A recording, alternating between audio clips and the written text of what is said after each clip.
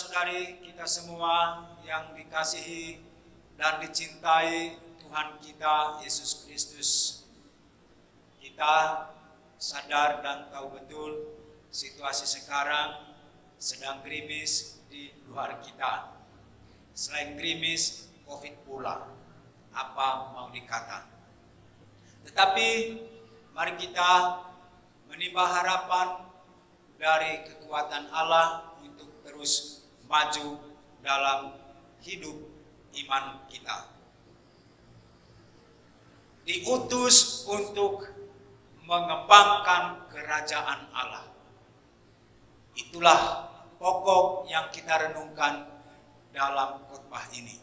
Diutus untuk mengembangkan kerajaan Allah. Adalah seorang ibu dipilih menjadi pengurus KBG. Ketika namanya dia tahu bahwa dia dipilih menjadi pengurus KBG, dia datang ke paroki hendak menyampaikan keberatan-keberatannya. Katanya, saya masih mengasuh anak kecil, pastor. Jadi nanti tidak ada waktu saya untuk menangani KBG. Yang kedua dia katakan, saya belum kenal semuanya anggota KBG yang didaftarkan itu. Yang ketiga dia katakan, pengetahuan saya tentang KBG sangat minim. Bisa dikatakan tidak tahu apa-apa. Yang berikutnya katakan, pastor, masih banyak laki-laki dan bapak-bapak di KBG kami. Angkat saja mereka. Yang terakhir dia katakan, saya tidak sanggup untuk memimpin. Bapak, Ibu, saudara-saudari terkasih, kata pastor itu, mari kita belajar nanti. Sesudah dibelajar, barulah kita akan pelan-pelan membangun KBG itu. Dan ibu itu pun menerima tugas itu, lalu belajar, dan dia dapat mengembangkan KBG itu dengan baik. Memandu seri Injil, memandu aksi nyata, dan lain-lain. Akhirnya KBG-nya pun tumbuh dengan baik. Saudara-saudari, Bapak Ibu, kita semua yang dikasihi dan dicintai Tuhan. Ada krisis kita temukan di dalam hidup kita. Dan para nabi, orang Kristen, orang yang dibaptis, biasanya diutus oleh Allah karena ada krisis di satu tempat. Bukan karena baik-baik saja. Karena ada krisis. Dan perutusan itu yang disebut dengan istilah kerennya bermisi. Dalam perutusan, dalam bermisi, selalu dihubungkan dengan situasi-situasi sulit. Situasi-situasi ada masalah. Situasi-situasi krisis. Itulah nama lainnya. Kalau disebut krisis berarti ada masalah. Ada masalah berarti ada problem.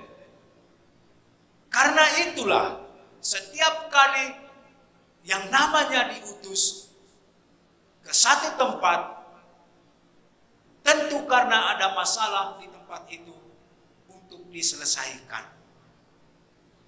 Belajar dari bacaan-bacaan kitab suci pada hari ini, dari bacaan pertama tadi, nubuat Amos. Pada waktu Amos ini dipanggil, ada situasi-situasi krisis yang terjadi ketika ia diutus oleh Allah. Dan dia diutus untuk pergi ke daerah Betel. Daerah Betel itu adalah daerah utara wilayah pemerintahan Raja Yerobeam II yang hidup pada tahun 782 sampai 752 sebelum Masehi. Di daerah Betel itu ada krisis terjadi. Di daerah Betel itu ada masalah terjadi. Masalah yang terjadi adalah tata hukum yang ada di sana itu, keadilan yang ada di sana itu diinjak-injak, tidak dihiraukan, tidak dihargai, tidak dipedulikan, tidak dipakai sebagai sarana dalam mengadili. Diinjak-injak berarti tidak dihargai tata hukum di daerah itu. Yang kedua yang terjadi di daerah Betel itu pada masa pemerintahan Raja Yerobeam II itu, orang-orang lemah itu diperkosa saja haknya oleh penguasa. Diperkosa haknya oleh penguasa. Itu yang terjadi. Dan ini krisis berat. Entah diperbudak, diperlakukan tidak adil. Itulah tadi berkaitan dengan hukum. Dan yang ketiga adalah terjadi penyalahgunaan agama, serta terjadinya kemerosotan hidup keagamaan Israel. Tiga hal itulah ada krisis di daerah Betel itu. Ada masalah. Dan dalam situasi masalah seperti ini, Amos itu dipanggil oleh Allah. Aduh Tuhan, mana ada pengetahuanku tentang hukum? Apa pula yang mau saya ajarkan kepada penguasa-penguasa itu tentang keadilan, tentang kebenaran? Saya tidak paham ajaran agama Tuhan. Dalam situasi seperti itu pula Amos ini diutus oleh Allah. Pergi saja. Lalu memang sampai di sana itu Amos itu ditolak. Amos itu diusir oleh Amazia, imam di Betel. Pergi dari sini, urus saja tanah Yehudamu itu. Tidak usah kau berkhotbah di sini. Tidak usah mengajar kami di sini. Pergilah dari tempat ini. Ini bait suci kerajaan. Tempat ini kudus untuk raja dan tidak pantas untuk kamu Amos ada di sini dan berbicara. Kan mengerikan cara pengusirannya itu. Saudara-saudari, memang Amos itu tahu betul dirinya. Dia hanya pemungut buah ara, mengurus ternak. Itu saja kerjanya sehari-hari. Dan dia katakan, memang saya ini orang sederhana. Bukan juga nabi saya ini. Saya hanyalah seorang peternak dan pemetik buah ara. Tapi ingat bahwa Tuhan mengambil saya dari pekerjaan giring kambing domba. Tuhan yang mengambil, bukan kehendak saya sendiri. Dan apa kata Tuhan terhadap Amos waktu itu? Pergilah kepada umatku Israel. Pergi. Saudara-saudari terkasih, Amos pergi menjalankan tugas perutusan. Amos pergi menjalankan misi. Dan ketika dia menjalankan itu, dia dengan gigih, dia tanpa takut untuk mengatakan tentang kebenaran yang mestinya harus dilakukan dan terjadi di Betel itu. Maka dia lawan semua yang namanya penyalahgunaan agama itu. Dia katakan, saudara-saudari terkasih, asal kalian tahu bahwa ibadat tanpa suatu hidup moral yang baik tidak punya arti sama sekali di hadapan Tuhan. Ibadat tanpa hidup moral yang baik tidak ada artinya sama sekali di hadapan Tuhan. Ibadatmu itu, mau concong kamu, mau duduk kamu, mau berlutut kamu di tempat ibadat, tapi hidup moralmu itu morat-marit, concong, duduk, berlutut, tidak ada artinya menyebut Tuhan Allah pada situasi itu.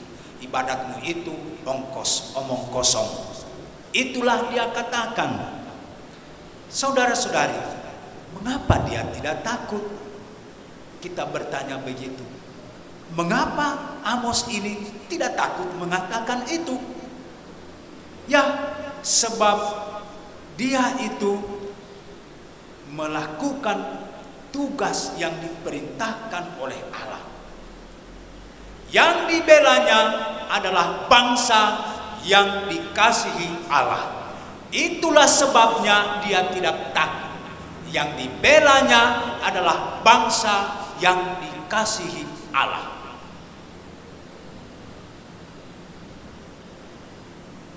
Kalau kita lihat ketika praktek ketidakadilan terjadi dan menyebar luas, lalu muncul seseorang tampil berbicara, menyuarakan keadilan, orang itu kita tanya, mengapa kamu tidak takut?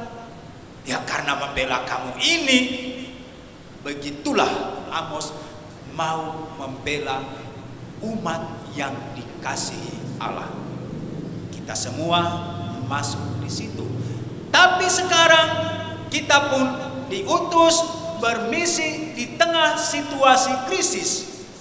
Itulah Amos tadi ada krisis. Sekarang Tuhan Yesus, kita dengar dalam bacaan Injil tadi, dia memanggil murid-muridnya.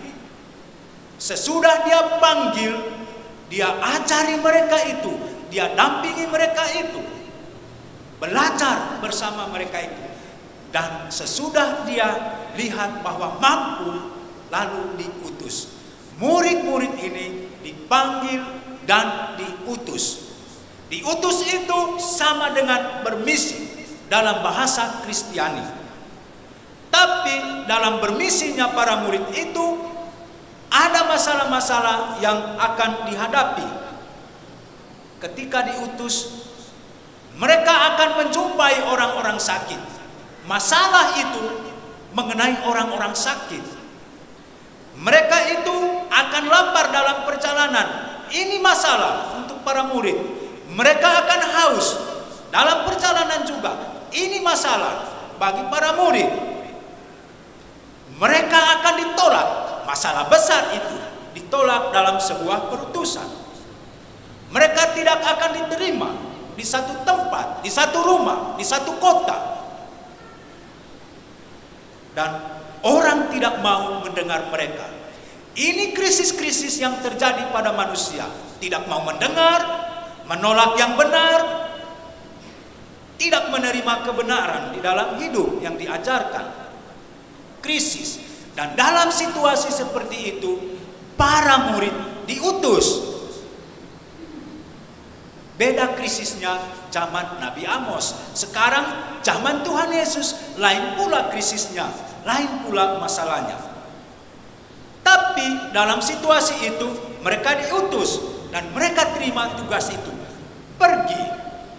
Dan inti dari perutusannya adalah supaya orang bertobat. Wartakan supaya orang bertobat. Kita bertanya, mengapa itu menjadi yang pertama dari yang mereka wartakan? Harus bertobat, itu pewartaan utama. Mengapa demikian? Yesus mau mengatakan supaya dalam hidup manusia itu terjadi yang namanya keutuhan hidup. Keutuhan hidup. Jadi kalau kita bertobat dari dosa, itu berarti kita mau membangun hidup kita ini secara utuh kembali. Utuh kembali hidup kita itu berarti bersatu dengan Allah. Allah yang setia itu mendampingi kita, tapi kita berbuat dosa lalu menjauh. Sekarang dengan bertobat kembali satu, duduk bersama dengan Tuhan. Itulah yang dikatakan dalam bacaan kedua tadi, surat Rasul Paulus kepada jemaat di Efesus. Sebagaimana Allah menciptakan manusia dari awal mula itu untuk dia selamatkan, dan ketika berbuat dosa manusia menjauh. Sekarang perutusan para murid membuat yang menjauh ini dekat kembali dengan Allah. Ketika dekat kembali dengan Allah, itulah keutuhan hidup yang harus diperjuangkan. Dan ini tugas berat bagi para murid, krisis yang dihadapi. Saudara-saudari kita semua yang dikasihi Tuhan, tidak indah khotbah ini, mungkin tidak menarik khotbah ini, tetapi bahwa hari ini panggilan dan perutusan para murid juga panggilan dan perutusan bagi kita. Hari ini kita dipanggil dan diutus. Aduh pastor, bagaimana pula maksudnya diutus kepada kami sekarang ini? Ya, mari kita lihat. Apa krisis-krisis kita hari ini? Apa masalah-masalah kita hari ini? Masalah kita hari ini adalah pandemi COVID. Itu masalah mendunia, masalah besar. Tapi dalam situasi seperti ini Yesus bersabda, pergilah. Disuruh bermisi, disuruh diutus. Pergilah. Bagaimana saya menerjemahkan sekarang pergilah ini? Kalau kita tidak pergi, bagaimana? Hari ini dipanggil dan diutus, pergilah. Padahal dalam situasi COVID, menakutkan, saya tidak mau. Oke, jawablah tidak mau terhadap panggilan itu hari ini, supaya jangan hanya tahu bahwa Injil dipanggil dan diutus. Oh, yang 12 murid dulu itu tidak. Hari ini ada PPKM, sementara dibilang pergilah, wartakanlah Injil, tobatkanlah manusia. Ada PPKM mulai tanggal 6 sampai 20 Juli. Bagaimana itu? Ini krisis untuk kita pada iman. Krisis ini bukan PPKM yang krisis. Iman kita bagaimana menanggapi ini secara positif? Diutus dalam situasi PPKM. Dari beberapa minggu bulan yang lalu terus ke depan ada vaksin. Bagi orang-orang yang salah baca berita, krisis ini vaksin. Apa krisisnya? Memperpendek umur vaksin itu, Pak. Iya, dari 10 tahun seharusnya hidup kita pelan-pelan dia kikis itu. Ya memang makin tua makin mendekati kematian umur.